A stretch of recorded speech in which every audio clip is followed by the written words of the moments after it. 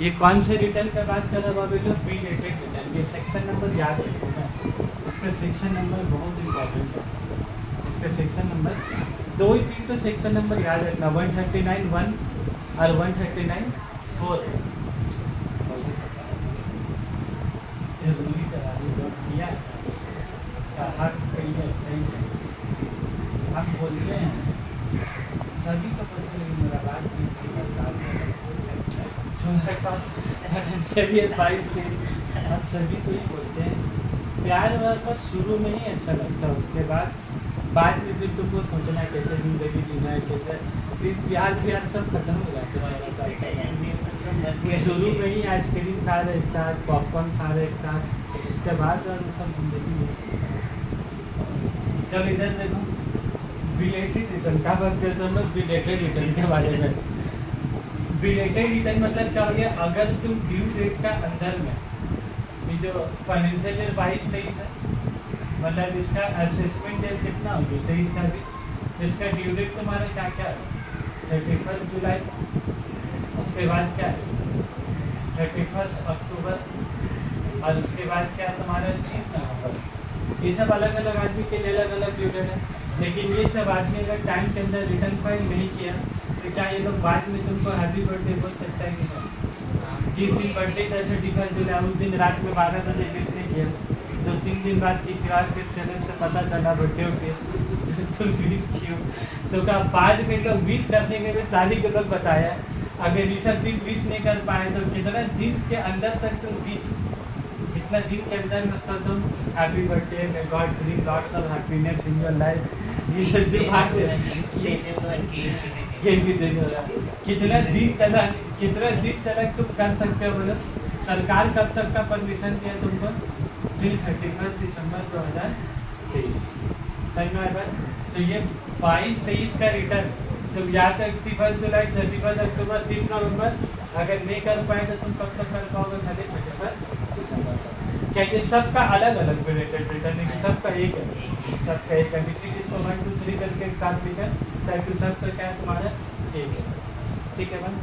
और हाँ, इसके बाद अगर रिटर्न फाइल करोगे, यहाँ से रिटर्न फाइल करोगे तो क्या देने होगा? बोलो टैक्स तो देने होगा, साथ ही साथ 234 का ए, 234 का बी और 234 का सी, 234 का ए, 234 का बी और 234 का सी। इसमें क्या देने होगा तुमको? इंटरेस्ट, और इंटरेस्ट के साथ तुमको क्या देने होगा? फी हम लोग क्या बनता है? 234। तो अगर यहाँ फाइल कर देते हो 31 जुलाई 31 अक्टूबर में, तो सिर्फ और सिर्फ क्या देने होगा तुमको? टैक्स। और अगर इसके बाद जमा करते हो तो टैक्स के साथ इंटरेस्ट कैलकुलेट करने होगा और इंटरेस्ट के साथ फी देने होगा। और फी भी कितना था बोलो तो? 1000 रुपया।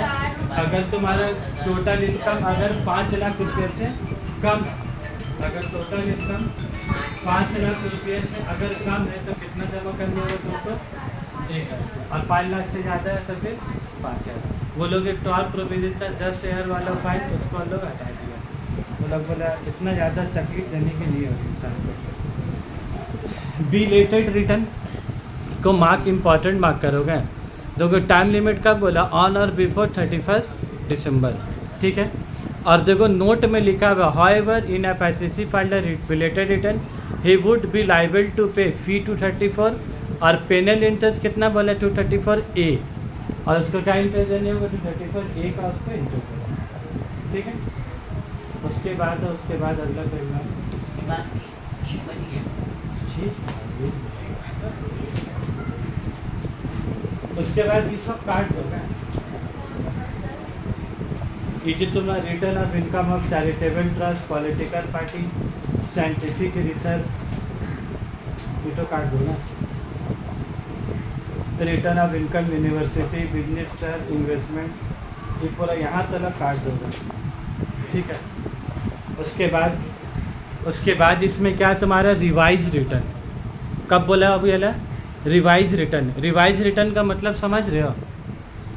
रिवाइज रिटर्न देखो यहाँ तक काट देना। उसके बाद ये तुम्हारे इम्पॉर्टेंट है। रिवाइज रिटर्न देखो ना जरा, रिवाइज रिटर्न के मतलब क्या होता है बोलो? इसका सेक्शन नंबर कितना दिया देखो तो 139(5) कितना दिया 139, इसका होता है 139(4) और इसका होता है 139(5). और टाइम के अंदर अगर रिटर्न फाइल करोगे तो इसका सेक्शन नंबर कितना आता है 139(1), 139(1), फिर 139(4) और फिर 139(5). इस सब के तो बहुत इम्पोर्टेंट है, ये सब निजी ज़िंदगी में भी बहुत ज़्यादा इस्तेमाल है, सबको बहुत ज़्यादा है। रिवाइज रिटर्न का मतलब क्या हुआ बोला था, ये फाइनेंशियल ईयर 2022-23 है, ठीक है। फाइनेंशियल ईयर 2022-23 है। सुनो अगर इसका रिटर्न तुम टाइमली 139(1) के अंदर में, ये लोग किसका बात कर रहे हैं, तुम 31 जुलाई में, तुम 31 अक्टूबर में, 30 नवंबर में तुम रिटर्न भरे हो। ये नहीं कह रहे कि रिटर्न नहीं भरे। रिलेटेड रिटर्न में क्या था, तुम 139(1) के अंदर में रिटर्न फाइल नहीं किया तो तुम कब रिटर्न फाइल कर सकते हो, 31 दिसंबर तक फाइल कर सकते हो। क्लियर है। रिवाइज रिटर्न का मतलब होता है तुम 31 जुलाई के अंदर में तुमको जो अपना कंप्यूटेशन बना कर जमा करना था इनकम टैक्स डिपार्टमेंट में, ये तुम बना कर टाइमली जमा किए हो, लेकिन ये जो जमा की इसमें तुमसे कुछ गलती हो गई, ये तुमसे क्या हो गया, कुछ गलती हुआ। गलती का मतलब जैसा कि short term capital gain, long term capital gain 12 महीना से कम है तो शॉर्ट टर्म, 12 महीना से ज़्यादा है तो लॉन्ग टर्म, ये तुमसे गिनने में गलती हुई। और ये गलती होने की वजह से दोनों का टैक्स का रेट भी अलग अलग है। तो जो एसेट शॉर्ट टर्म होना चाहिए तुम उसको लॉन्ग टर्म ट्रीटमेंट कर दिए, और तुम उसके ऊपर इंडेक्सेशन बेनिफिट भी ले चुके, चूँकि लॉन्ग टर्म हुआ तो इंडेक्सेशन भी ले दिए, तो टैक्स भी कम आया। लेकिन तुमको बाद में चलने का लग रहा कि तुमसे ये लॉन्ग टर्म कैपिटल गेन में तुमसे मिस्टेक हो गई, तो तुम इस मिस्टेक को रिटर्न फाइल करने के बाद तुम इस ड्यू डेट बाद जमा कर दिए। अब तुमको बाद में पता चला तो तुम इसके बाद कभी भी तुम बाद में चल के इसको अपना रिवाइज कर सकते हो। इसको क्या कर सकते हो, रिटर्न को रिवाइज। ये भी ऑप्शन दिया है तुम। ऐसा नहीं कि रिटर्न फाइल कर दिया तो पत्थर का नकी हो गया, तुम उसको चेंज ही नहीं कर सकते, ऐसा नहीं है। लेकिन तुमसे गलती के बाद तुमको मालूम है कि वहाँ तुम चाहते हो करेक्शन करें, तो तुम 31 जुलाई के बाद तुम वापस से पोर्टल में जाकर तुमको कौन सा सेक्शन सेलेक्ट करने होगा, 139(5) वाला सेक्शन सेलेक्ट करने होगा। उस सेलेक्ट करोगे, रिवाइज रिटर्न वाला खाता तुमसे खुल जाएगा। जो गलती है जाके करेक्शन कर दोगे। लेकिन ये गलती तुमको कब तक ठीक करनी होगा बोले, इसका भी ड्यू डेट है तो कब तक दिया, बस 31 जैसे बिलेटेड रिटर्न में ड्यू डेट 31 दिसंबर तक, सेम ये लोग रिवाइज रिटर्न का भी ड्यू डेट कितना दिया। मतलब क्या होगा इसका, तुम अगर मार्च अप्रैल में रिटर्न फाइल किए तुमको उसका गलती तुमको सितंबर अक्टूबर पता चले तो फाइल कर दो, दिसंबर तक तुमको फाइल कर देगा। लेकिन कोई गलती दिसंबर के बाद पता चला, जनवरी में पता ही चला जनवरी में, तो तुम क्या करोगे, चुप हो गए, नहीं कर सकते उसका। दिसंबर से पहले अगर गलती पता चला तो तुम उसको करेक्शन करने का सरकार विंडो खोल देगा। विंडो उसका 31 दिसंबर तक खुला रहे करेक्शन का, तो तुमको अक्टूबर नवंबर में पता चल गया तो तुम करेक्शन कर सकते हो। मान लो तो कागज़ तुम एकदम अच्छा जो फाइल में एकदम सरिया के रख दिए सारा था, तो तुमको पता चला कागज़ थी तो पता ही नहीं चला। तुम जब बाद में जब घर सफाई वफाई की हो, फाइल निकाले, अब तुम चेक करने लगे, ईद का टाइम में रमजान में साफ करने लगे, तब तुमको गलती पता चला, तब तो दिसंबर का हो गया पार हो गया। फिर तुम कुछ है, फिर तुमको क्या है, चुप से क्या जाए, फिर तुम सोचोगे यार मैं इनकम टैक्स से मेरा गलती पता नहीं चला। अगर इनकम टैक्स ऑफिसर में गलती पता चल गया तो फिर तुमको नोटिस भेजे कि आपकी गलती हुआ।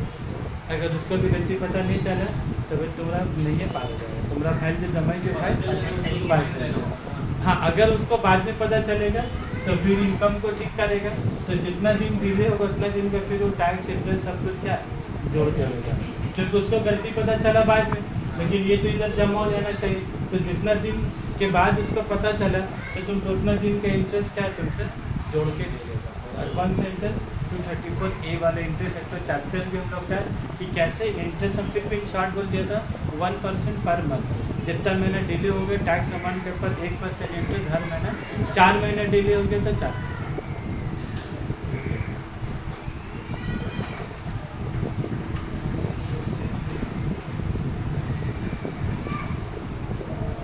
उसके बाद देखो अगला वाला रिटर्न क्या है तुम्हारा, डिफेक्टिव रिटर्न।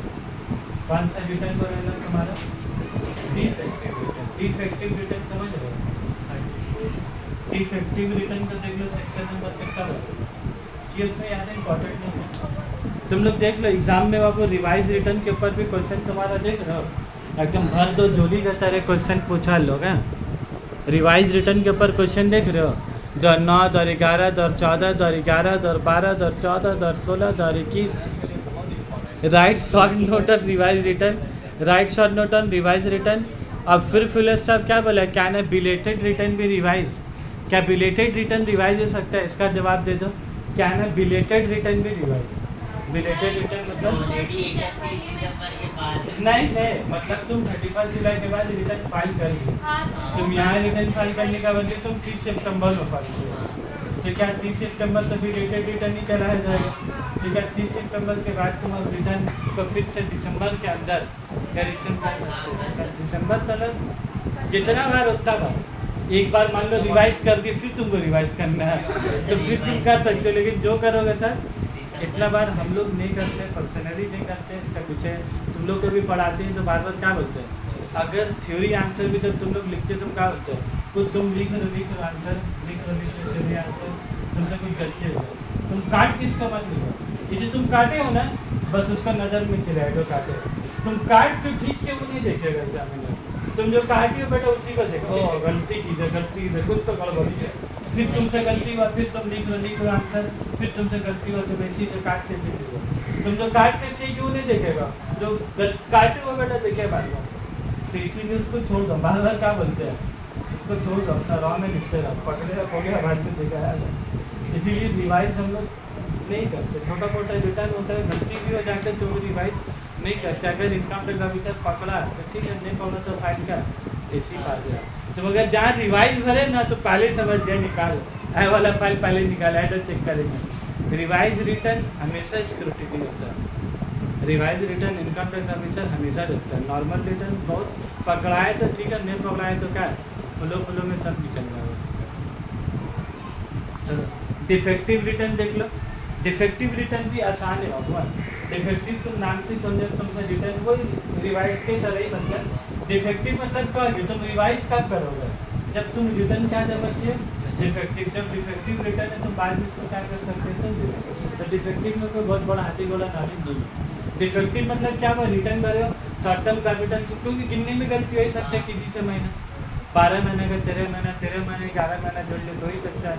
स्टूडेंट लोग से गलती, या करने वाला से भी गलती हो ही सकता है। करने वाला तो छोड़ो, बताने वाले ही गलती की, तो बताने वाला गलती करेगा तो बनाने वाला का उससे भी गलती होगा, तो गलती हुआ तो तुम बाद में रिटर्न कर सकते हो।